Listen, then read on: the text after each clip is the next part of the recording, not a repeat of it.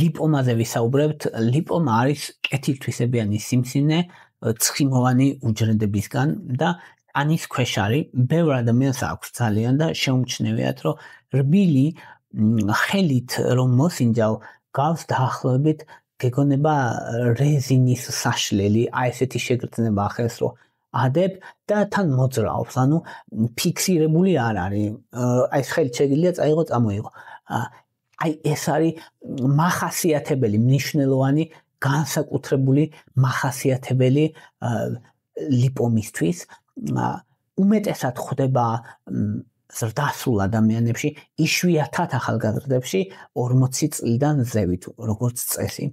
საშიში ზოგადად არ არის, მაგრამ შეიძლება გავდეს სხვა საშიშ დაავადებას, მაგალითად ლიპოსარკომას, სიმსივნეს, რომელიც ავთვისებიანია, შეიძლება წააგავდეს და ამიტომ გარჩევა მნიშვნელოვანი და აუცილებელია. ლიპომა შეიძლება აღმოცენდეს ნებისმიერ ადგილას, თითქმის, სადაც ცხიმოვანი უჯრედები არსებობს, მაგრამ უმეტესად არის სხეულზე, სხეულის ზედა ნაწილზე, ტორსზე რა, ძირითადად ზურგზე, მხრებზე, მტერზე, მუცელზე. ამ ნაწილებში კანქვეშა ცხიმი არის სქელი და ტანსაცმლის ხახუნის გამო და მუდმივი მოძრაობის გამო შეიძლება ცხიმოვანი ქსოვილის ზრდა დააპროვოციროს. ხელებზე შესაძლებელია, მხრებზე შესაძლებელია, იდაყვებთან ან მკლავებზე გააჩნია ტრავმის გამო, შესაძლებელია მუდმივად კუნთების მუდმივი მოძრაობის გამო. ათლეტებს ემართებათ ასევე ხშირად ფეხებზე, ბარძაყებზე, დუნდულოების მიდამოში. ყველაზე ხშირად მაინც არის გენეტიკის გამო, გენეტიკა ყველაზე მთავარი. 40% არის გენეტიკური. თუ ადამიანს აქვს ბევრი ლიპომები მთელ სხეულზე, მაგ შემთხვევაში მაღალი შანსია რომ იყოს ოჯახური ლიპომატოზია. დაახლოებით ყოველ მეხუთე ადამიანს ვისაც ლიპომა აქვს, რამდენიმე ლიპომა აქვს, მაგრამ ყველა ვისაც რამდენიმე ლიპომა აქვს, ოჯახური ლიპომატოზია არ აქვს.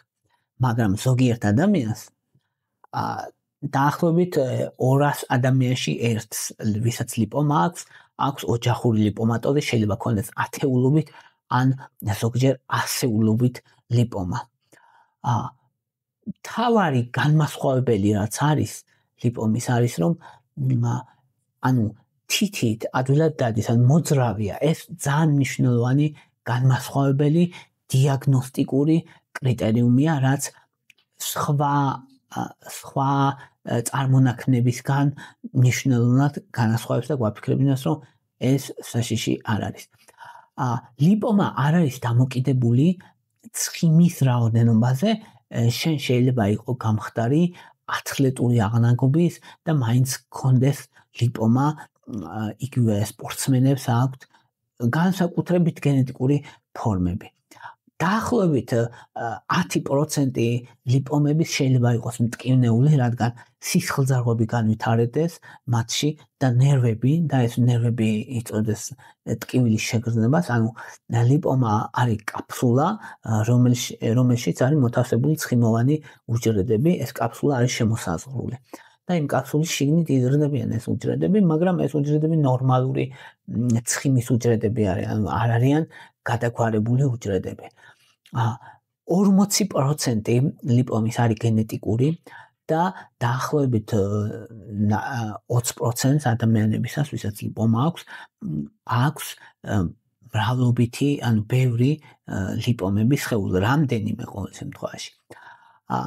მიზეზებიდან შეიძლება ტრავმა იყოს ერთ-ერთი მთავარი მიზეზი ლიპომის, მაგალითად ადამიანი როცა მოყვება ავარიაში, ხო უკეთია უსაფრთხოების ხვედი და უსაფრთხოების ხვედით გასწვრივ მთელი სხეულების კომპრესია ხდება, როცა ავარიაში ყვება ადამიანი და მან აი იმ ნაწილში, სადაც სხეული დაზიანდა, შეიძლება განვითარდეს ლიპომა.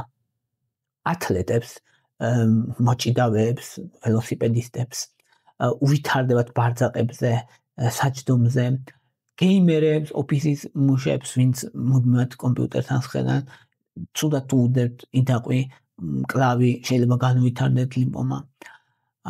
ზოგადად ლიპომა მსოფლიო პოპულაციის 2% აქვს, ანუ 100 ადამიანიდან 2 ადამიანს ექნება ლიპომა. უმეტესად 40-დან 60 წელსში გვხვდება და 20 წელს ქვევით იშვიათია. დიაგნოზისთვის ძირითადად ხელით მოსინჯვა საკმარისია ხოლმე, რბილი, აი ზოგჯერ ცომივით ან რეზინივით მასა არის, რომელიც მოძრაობს, ეს არის ყველაზე მთავარი. კანი მის ზევით ნორმალური, ანუ კანი დაჭმუჭნული ან დაჭიმული ან რაღაც არ არის მის ზევით, ჩვეულებრივი კანია და ლიმფური კვანძებიც არ არის გადიდებული. ეს მიგვანიშნებს, რომ რამე საშიში განსაკუთრებული არ არის. ძირითადად 5 სანტიმეტრზე პატარა ზომით. თუ კი იზრდება ჩქარა, ან დიდია 5 სანტიმეტრზე, მაშინ ლიპოსარკომა უნდა გამოირიცხოს. და წითელი დროშები ლიპოსარკომისთვის, ლიპოსარკომა სიმსივნეა და ლიპომა კეთილთვისებიანი უზარმაზარი განსხვავებაა. ლიპომით ადამიანს არაფერი არ მოუვა და ლიპოსარკომით შეიძლება დაიღუპოს. აი ამიტომ ერთმანეთისგან უნდა განვასხვაოთ. წითელი დროშა რა არის? ჩქარის ზრდა. თუ კი 6 თვეში 2-ჯერ ეზრდება ზომა. ეს წითელი დროშაა. თუ კი არარეგულარული ან მკვრივი ზედაპირი აქვს. თუ კი კიბნეულია ან ფიქსირებულია ირგვლივ მდებარე ქსოვილებს, ან თითით რომ მოსინჯა ვაკეთიკით არ დადის, არამედ ფიქსირებულია. თუ მისი ზომა 5 სანტიმეტრზე დიდია. ულტრაბგერით შესაძლებელია რომ დიაგნოზი ხარ დაუჭიროთ, ყოველ შემთხვევაში ძალიან კარგად ჩანს ულტრაბგერაზე, კარგად შემოსაზღვრული ჰიპოეკოგენური ან იზოეკოგენური ზონა და როგორც წესი სისხლძარღვები არ აქვს, როგორც წესი.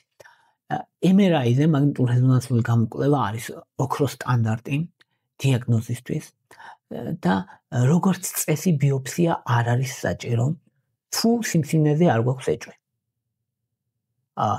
თუ ვიტყვით, რომ აი რამე რისკები არის, რომ ლიპომა მაქვს და მე რამე დამემართება, არა. არაფერი მნიშვნელოვანი ეგეთი ასოციაცია როგორც წესი არ არის. მით უმეტეს თუ 1 ცალი ან 2 ცალი ლიპომა აქვს ადამიანს, რამე მნიშვნელოვან სხვა რისკთან არ არის ასოცირებული. ისიც თითქმის არასდროს არ ხდება, რომ ლიპომა მერე სიმსივნეთ გარდაიქმნას, როგორც წესი ეს ასე არ ხდება. ამიტომ ლიპომა როგორც წესი უვნებელია. არის გარკვეული სინდრომები, მაგალითად, თუ კი ბევრი ლიპომა აქვს ადამიანს, ათეულობით ან ასეულობით ლიპომა, ეს შეიძლება იყოს ოჯახური ლიპომატოზი.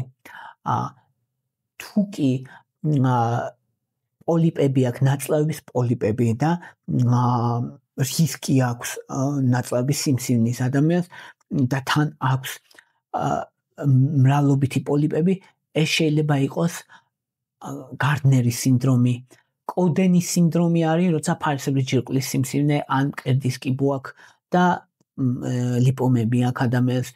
ანუ ლიპომები შეიძლება ზოგიერთ ბევრი ლიპომა თუ აქვს ადამიანს, ზოგიერთ სინდრომთან იყოს ასოცირებული, მაგრამ თუ ერთეული აქვს, ანუ 1 ან 2 ან ესე, ეგ როგორც წესი რაიმე სინდრომთან ესე გადაჯაჭვული არ არის. მადელუნგის დაავადება მაგალითად კიდე, რომელიც ალკოჰოლიკებს აქვს ხოლმე და ნეიროპათია, ღვიძლის დაზიანება და ლიპომები ვითარდება ხოლმე.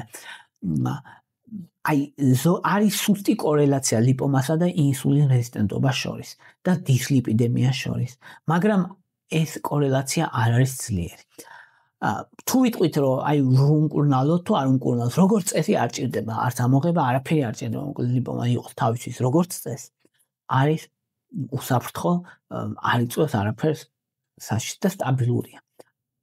თუ კი მტკივნეულია, ნერვებს აწვება, ან კუნდებს აწვება, ან ჩქარა იზრდება, 5 სანტიმეტრზე დიდია, კოსმეტიკურ პრობლემებს ქმნის, ან ვერ ხვდებით რა დიაგნოზია, შეიძლება ბიოპსია გაკეთდეს და მკურნალობაც ქირურგიული, როგორც წესი ქირურგიული მკურნალობა არის ოქროს სტანდარტი მკურნალობის, კაფსულიანად ამოიღებენ ხოლმე ლიპომას და პრობლემა არ არის საერთოდ. თითქმის არასდროს არ დაბრუნდება, ძალიან დაბალი ალბათობა არის, რომ ისე წარმოიქმნას იგივე ადგილზე, თუმცა დაბალია მაგისი ალბათობა. ლიპოსაქცია შესაძლებელია, მაგრამ შეიძლება ისევ დაბრუნდეს, იმიტომ რომ ის კაფსულა მაინც რჩება ხოლმე. აი ეს იყო რის თქმაც მინდოდა ლიპომაზე. მადლობა რომ მისმენთ, მადლობა რომ გაინტერესებთ. თუ მოგწონთ ჩემი ვიდეოები, დალაიქეთ, თუ მოგწონთ ჩემი არხი, გამოწერეთ. მადლობა ინტერესისთვის.